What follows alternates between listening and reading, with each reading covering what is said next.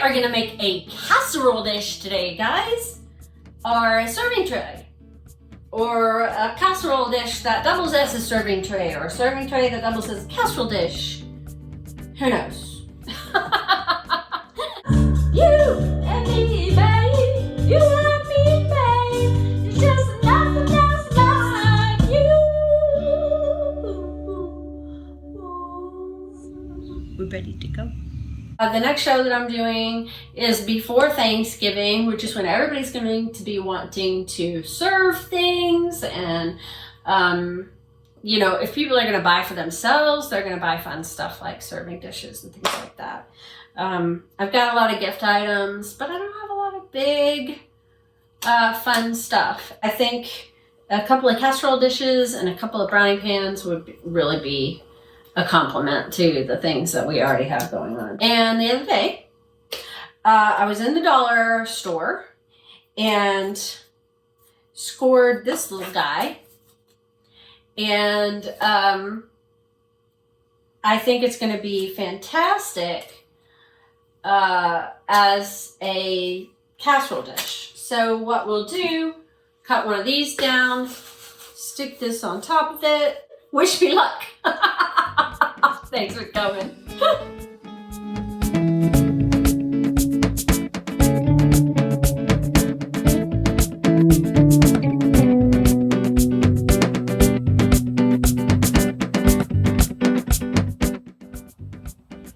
And that did not impress at all.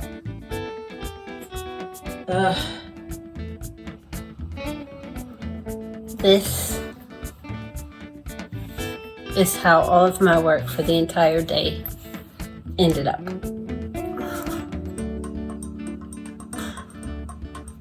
Some days it's just not in the cards. Superman, he's gonna make it all better. He always does. It is a new day, and I have some freshly wedged clay here, and I learned some things.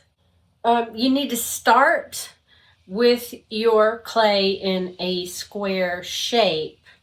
When you are making a tray that's this big, this is how to get a slab rolled out in an actual rectangle. It's freshly wedged clay, and I want to make sure I don't trap any air. And we're just going to roughly throw out a slab. Okay, so if you're going to throw a slab, you pull your elbow back. And that will allow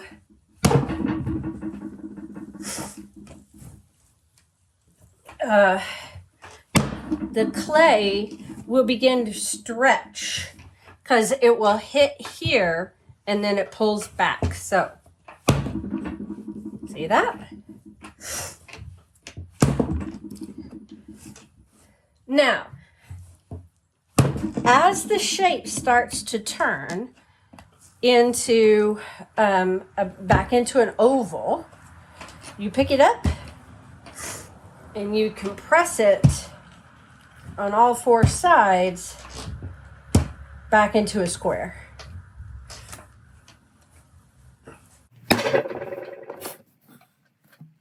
And this side is, whichever side it hits first is the side that stretches the most. So, see how nice and even that is?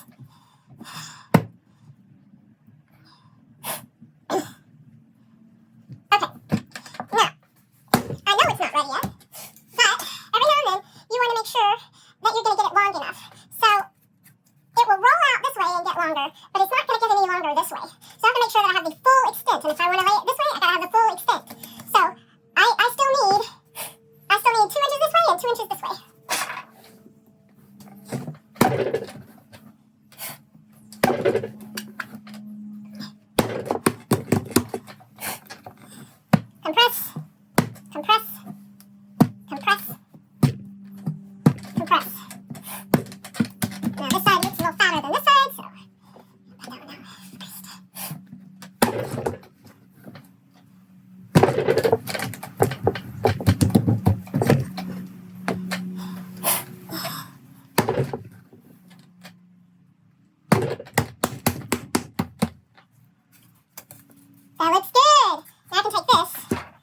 and angle this edge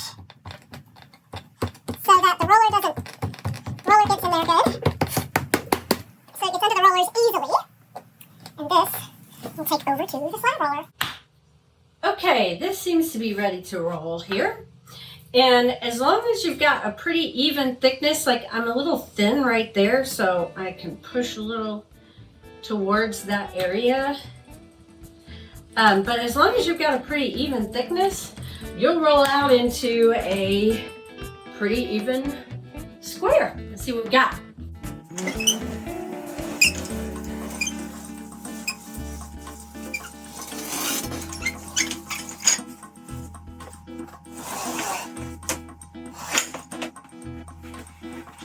Look at that. Beautiful. Beautiful. Template looks great.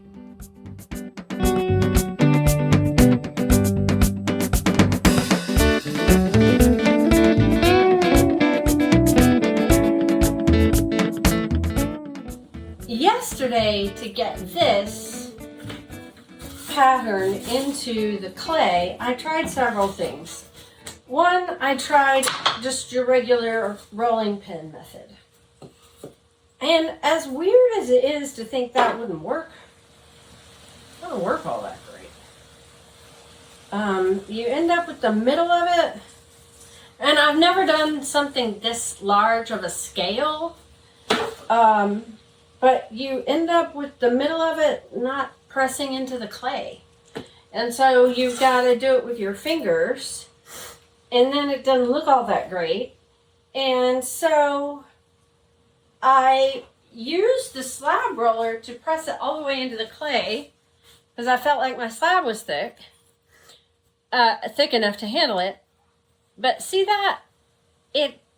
This clay that needed to be displaced for the snowflake just squeezed out and over the top of the pattern. So then what that meant was this was virtually impossible to get out without ruining the impression. Today, what I'm going to try and do is take a layer out of the slab roller and still use the slab roller to press in the pattern and see how that works. If it works, great. Then if it doesn't, then it won't make it into the video.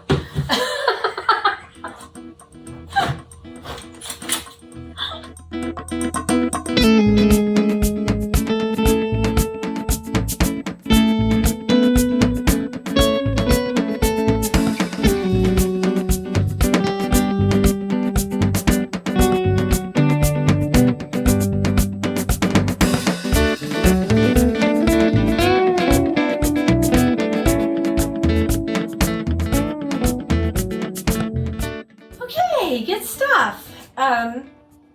By taking the board out, I used a thinner board underneath and was able to do it. So I did a little test with one of these. One of these works great, but the bigger it is and the more detailed it is, the harder it is to get out of the wet clay. Another thing was that as I rolled over it and it displaced the clay from where the pattern is, the clay got longer.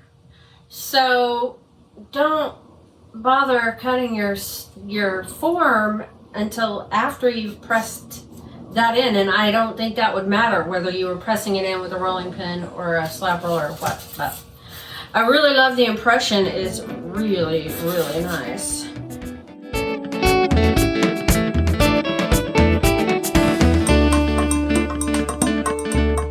Now I'm going to take a dart and I'm going to angle it just slightly out this way so that I don't run into any problems on the floor.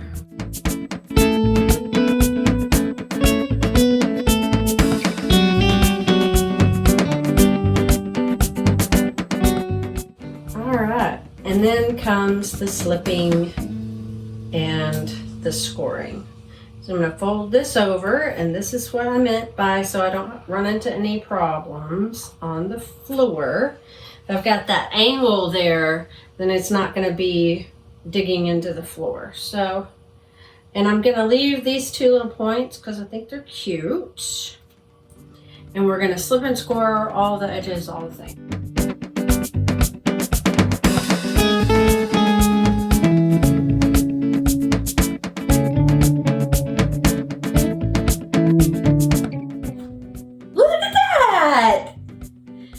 Okay, let's take this out for a moment. Oh, look, we got some cracks over here. Gonna have to deal with those cracks. Looks good.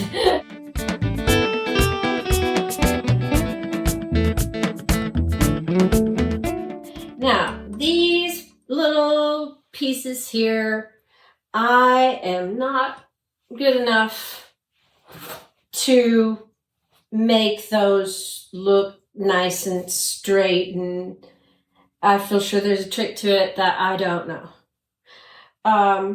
As soon as I find out, I will of course put it on YouTube. But until then, what I do instead is embrace what I can't do and do what I can, which is undulate. I guess that's what is that what undulate is? I think that's what undulate is. Undulate these side walls so that they do that. And then they look like it was purposeful instead of not straight because I couldn't get them straight.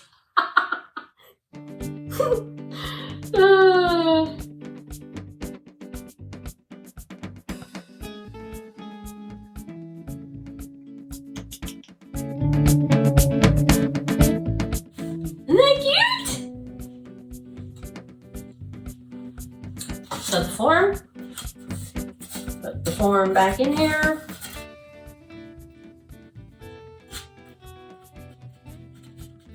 Okay, this is the scary part. And I was gonna try and flip it without the board, but I think that is risking way too much. So, the board, the box.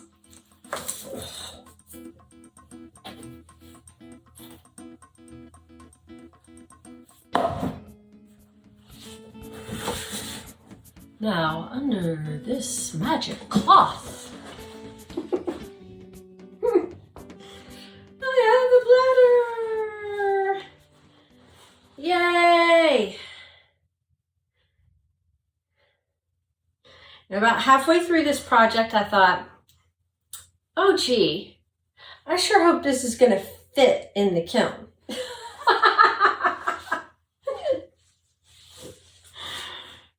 Oh, it's gonna be tight. It'll fit. It'll totally fit. It will totally fit. It will totally fit. I know it will. It's got to. I really want it to. Okay, now this is gonna dry out a little bit. And I have to get that form out of the bottom, or this is going to start cracking. So we're just going to let it set up here at a leather hard for a couple of hours in the studio, not in the sun, not in the, and then we'll get the, then we'll get it off of the form. I just woke up and realized I left my casserole dish uncovered all night. I hate it when I do that. Let's see what we got. The sides are still nice and soft, which means that he should be okay. Got a crack. But I don't think that crack is from drying on the form, because the form came out like no big deal. And it looks just like the crack that was up here that I had to take out yesterday. Oh my gosh, it's so cute! The biggest hand-built piece I've ever made. But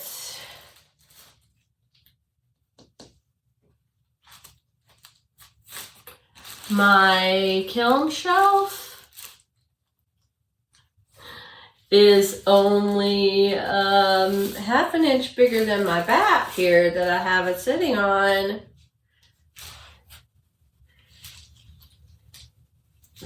Oh, it's gonna be close. He might go on the top shelf. He might go on the top shelf. We'll just have to see. Isn't he cute? Oh my gosh, he's so cute. I do have a little room. Like, I could bring it in this way. That's really where he's hanging over the most. Ooh, or I could make a different shape. It wouldn't have to be a rectangle, I don't guess. Super cute.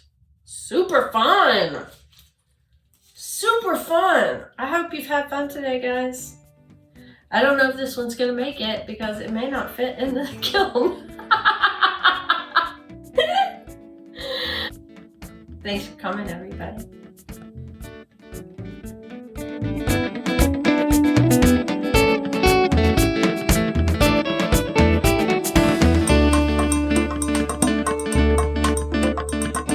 Hey, we are now to the point where things started going crazy yesterday. I learned the wheel first. I did not learn hand building first.